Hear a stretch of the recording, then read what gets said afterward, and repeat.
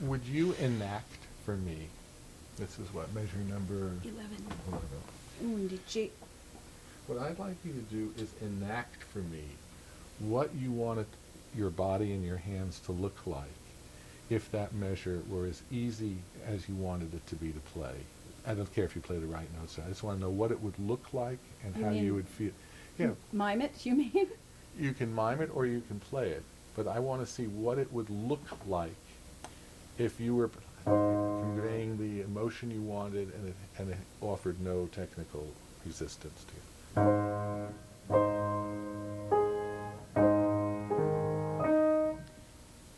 Chris. So What's you're wrong with you're me? actually showing me the goal. Just what's your face going to look like? What are your arms going to feel like when it's playing? What should they feel like when you play that?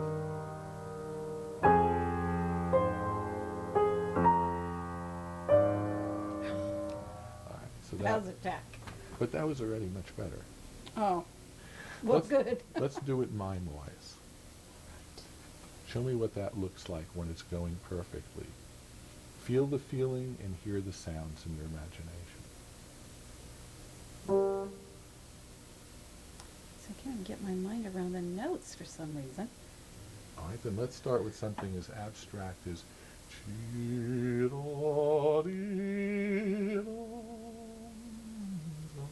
You'd be just, you're dancing to it. Let's see you move your arms through space to create the feeling of this measure.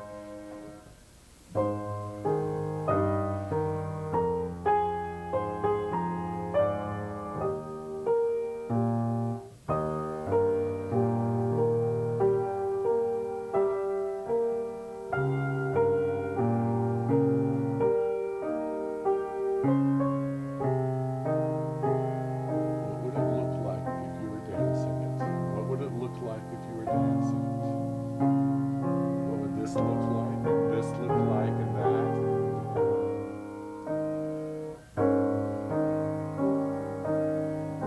So we're predisposing your body to having the effect and the success it wants.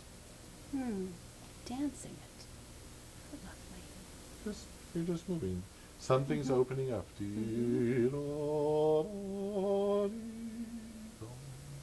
Or something's going on that's not confined into the fingertips going into the keyboard.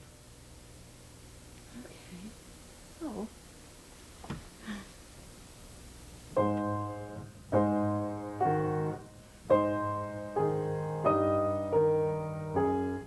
That's right. But don't let the mistakes aggravate you. All right. Well, I should know this by now, you think. I played it for over a year. Well, you're giving me a reason why you're allowed to feel aggravated. Oh. How about not giving No yourself... aggravation. Yeah, don't... I mean, if it works, fine. If it doesn't, it doesn't.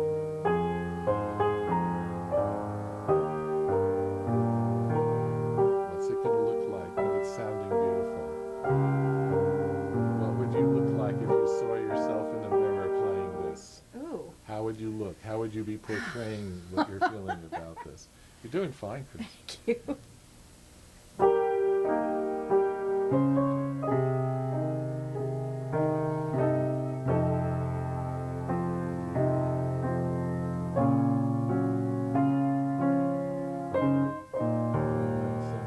Something on every one of those notes.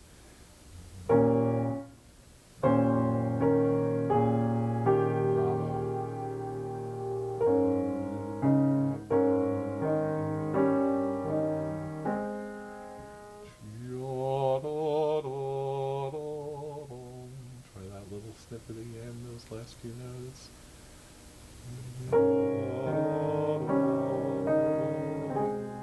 Much better, even one time again. And I mean, moving you in different ways each time. Okay.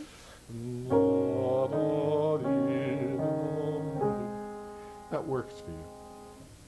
It's a useful technique for you. Why does it work for you? Because several things. Your piano playing is limited to a very flat horizontal plane. It's very two-dimensional. But most of our thoughts about shapes and emotions are very multidimensional. So we Oh. want to restore the third dimension into our playing, whether it's literal or figurative. So when you do this, your hand isn't confined to just this. And the notes still find their way of going down and getting depressed and sounding. But your body is using all sorts of other muscle groups, Wow. part of whose effort or energy is going into the depression of the keys. But by using other muscle groups, you're tending to use larger groups of muscles that have more energy and power behind them. And that's why there's still sufficient energy left over to get the notes down. In fact, more energy than usual, even though you seem to be going this way and that way and that way and that way. So that's one of the reasons why this works. Also, it's this intangible thing where it's sufficient to think and feel it to make it happen. In other words, the difference between sound and no sound is almost an invisible barrier. It's not something you have to cross by exerting yourself. If it's,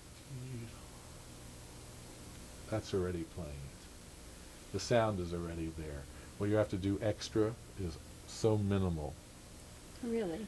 that you can almost live in that ideal realm where you're carving it out of Oh, some that's beautiful awesome. marble or something.